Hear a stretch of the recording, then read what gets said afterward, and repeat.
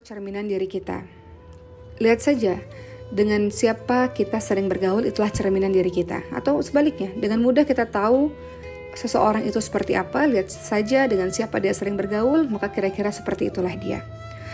Rasulullah SAW ingatkan dalam hadis riwayat Bukhari, seorang muslim atau seorang mukmin cerminan dari saudaranya yang mukmin. Jadi kalau seseorang biasa berkumpul dengan orang yang hobinya zina, maka kurang lebih dia seperti itu. Biasa berkumpul dengan orang yang suka judi, maka dia pun kurang lebih seperti itu. Sebaliknya, kalau suka bergaul dengan orang yang suka pergi ke masjid, bergaul dengan orang-orang yang cinta Quran, maka kira-kira dia karakternya seperti itu. Allah Subhanahu wa Ta'ala menciptakan ruh dan menciptakan sifat-sifat khusus untuk ruh tersebut. Nabi Muhammad SAW bersabda, sahabat sekalian, dalam Bukhari Muslim, ruh-ruh itu bagaikan pasukan yang berkelompok. Jika mereka saling mengenal, maka mereka akan bersatu. Dan jika tidak saling mengenal, maka mereka akan berpisah. Jadi memilih teman yang baik adalah sesuatu yang kita tidak bisa anggap remeh. Islam mengajarkan kita untuk tidak salah dalam memilih teman dekat. Apa kata Rasul? Seseorang itu tergantung pada agama temannya. Oleh karena itu, salah satu di antara kalian hendaknya memperhatikan siapa yang dia jadikan teman. Kenapa? Karena teman bisa mempengaruhi segala hal, sahabat sekalian, teman dekat dalam hal ini. Bisa mempengaruhi agama seseorang, pandangan hidup, kebiasaan, sifat-sifat seseorang. Maka berhati-hatilah dalam memilih teman dekat untuk diri kita. Ada seseorang namanya Syekh Abdul Muhsin Al-Qasim. Beliau adalah Imam Masjid Nabawi dan Hakim Mahkamah Syariah di Madinah. Beliau berkata, sifat manusia itu cepat terpengaruh dengan teman pergaulannya. Bahkan manusia saja bisa terpengaruh bahkan dengan seekor ternak. Kata Rasulullah apa dalam hadis riwayat Bukhari Muslim? Kesombongan dan keangkuhan terdapat pada orang-orang yang meninggikan suara di kalangan pengembala onta, dan ketenangan terdapat pada pengembala kambing. Jadi Nabi mengabarkan bahwa mengembala onta itu akan menimbulkan kesombongan dan keangkuhan, dan mengembalakan kambing akan berpengaruh timbulnya sifat ketenangan. Teman-teman lihat bahwa jika dengan hewan saja, hewan itu makhluk yang tidak ada akalnya, bicara juga kita tidak paham, manusia saja bisa terpengaruh, apalagi dengan seorang manusia. Maka harus hati-hati dalam memilih teman dekat untuk diri kita. Ada beberapa syarat seseorang boleh dijadikan sahabat dekat kita. Yang pertama adalah dia harus berakidah lurus. Ini syarat yang sangat mutlak. Ingat teman-teman sekalian kisahnya Abu Talib pada saat wafatnya, pamannya Rasulullah ini. Beliau dalam keadaan terbaring dalam menghadapi detik-detik kematiannya. Kemudian ada beberapa orang yang mengelilingi beliau. Mereka adalah Abu Jahal dan juga Abdullah bin Abi Umayyah. Mereka ini adalah tokoh kaum kafir Quraisy dan ada Rasulullah di situ. Jadi Rasulullah SAW berseru kepada pamannya, katakanlah wahai paman kalimat la ilaha illallah, yang dengan kalimat itu akan menjadi bahan pembelaan bagimu di hadapan Allah. Namun dua tokoh kafir itu mengatakan, Abu Talib, jangan mengatakan hal demikian. Apakah kamu membenci agama Abdul Muttalib? Jadi tanpa henti Rasulullah menawarkan kalimat la ilaha illallah, tapi dua orang tadi pun melancarkan dengan kata-kata yang lain. Akhirnya di wafatnya Abu Talib enggan mengucapkan kalimat la ilaha illallah. Ini diucapkan dalam hadis riwayat Bukhari Muslim. Jadi Abu Talib wafat dalam kekufuran. Teman-teman perhatikan buruknya pengaruh orang-orang yang ada di sekitarnya. Jadi memilih sahabat dekat yang berakidah lurus ini menjadi syarat mutlak, syarat wajib. Kedua, memilih teman dekat haruslah yang taat beribadah dan menjauhi perbuatan maksiat. Dalam suratul Kahf atau surah Al-Kahfi ada kalimat A'udzubillahi minasyaitonirrajim, ayat ke-28. Wasbir nafsaka ma'al ladzina yad'una rabbahum bil ghadati wal 'ashiyyi yuriduna wajhah. Sabarkanlah dirimu bersama orang-orang yang berdoa kepada Allah pada waktu pagi dan petang.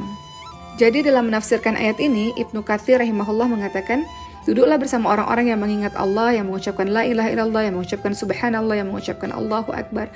Kita disuruh untuk berdekatan dengan orang-orang yang senantiasa hari-harinya, hatinya, lisannya, pikirannya terikat kepada Allah Subhanahu wa Ta'ala. Kemudian yang ketiga, untuk memilih teman dekat, maka harus pilih mereka yang akhlaknya terpuji dan tutur katanya baik.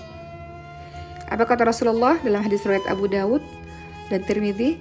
Mukmin yang paling sempurna imannya adalah mukmin yang paling baik akhlaknya. Jadi ada seorang bernama Al-Ahnaf bin Qais rahimahullah, beliau berkata, kami dulu selalu mengikuti Qais bin Asim. Melalui dirinya kami belajar kesabaran dan kemurahan hati sebagaimana kami belajar ilmu fiqh. Jadi cari teman yang akhlaknya terpuji. Ketika kita lihat akhlaknya atau ketika kita dengar tutur katanya, maka kita bisa terinspirasi atau kita bisa mengikutinya. Dan yang keempat adalah pilih sahabat yang suka menasihati dalam kebaikan. Apa kata Rasul? Tidak sempurna iman salah seorang dari kalian sampai dia mencintai saudaranya seperti mencintai dirinya sendiri.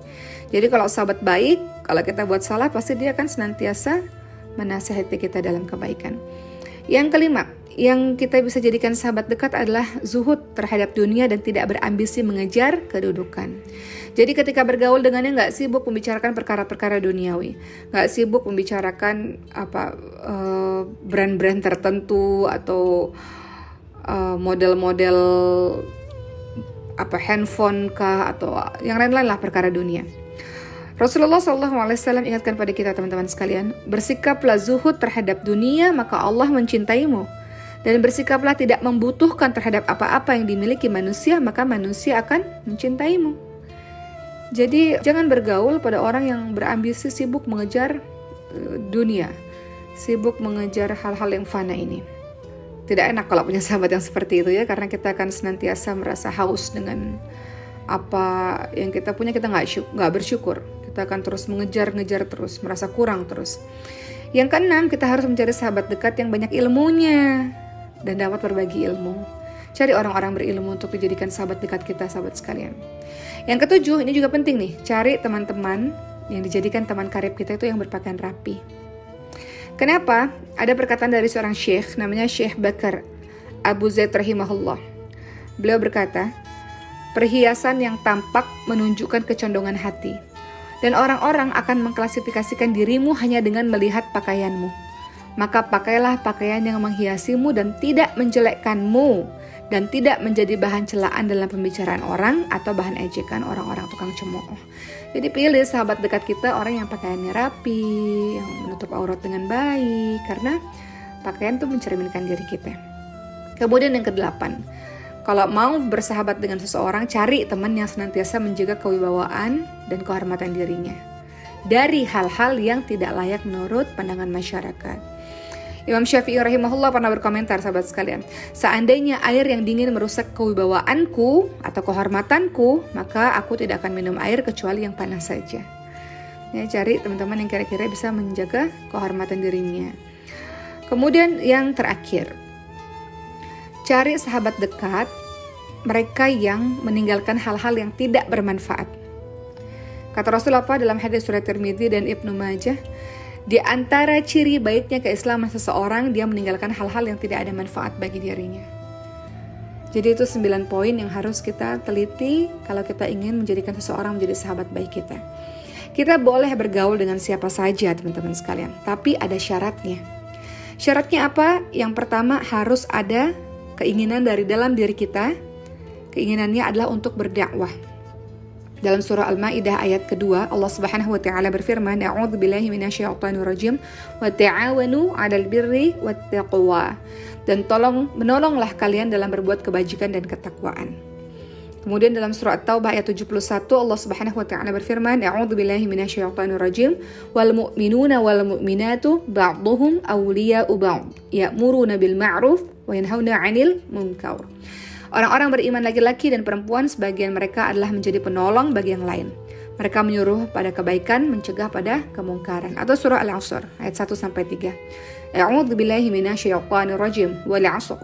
Innal insana lafi khusr illa alladhina amanu wa 'amilus solihati wa tawassaw bil haqqi wa tawassaw bis sabr. Demi masa sesungguhnya manusia berada dalam kerugian kecuali mereka yang beriman, mengerjakan amal saleh, nasihat menasihati supaya mentaati kebenaran, dan nasihat menasihati supaya menetapi kesabaran. Jadi boleh bergaul dengan siapa saja, tapi kita bergaul dengan siapa saja itu untuk kita berdakwah, untuk kita mewarnai. Ya, kemudian yang kedua, kita boleh bergaul dengan siapa saja, tapi kita harus mempertimbangkan sisi kemaslahatan, kebaikan, dan mudarat dan bahayanya yang akan terjadi pada diri kita dan orang-orang lain di sekitar kita. Kalau sekiranya kita bergaul dengan dia dan kita yakin kita bisa rubah dia, bergaul dengannya. Tapi kalau kita bergaul dengannya dan kita rasa mereka terlalu besar kelompoknya dan terlalu besar pengaruhnya, sementara saya ini seorang diri, rasanya saya lemah untuk bisa mempengaruhi mereka, ya sudah, jangan bergaul dengan kelompok yang seperti itu. Khawatir dirimu yang akan terbawa.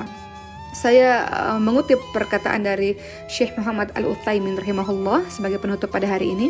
Kata beliau, jika di dalam pergaulan dengan orang-orang fasik menjadikan sebab datangnya hidayah baginya, maka tidak apa berteman dengannya.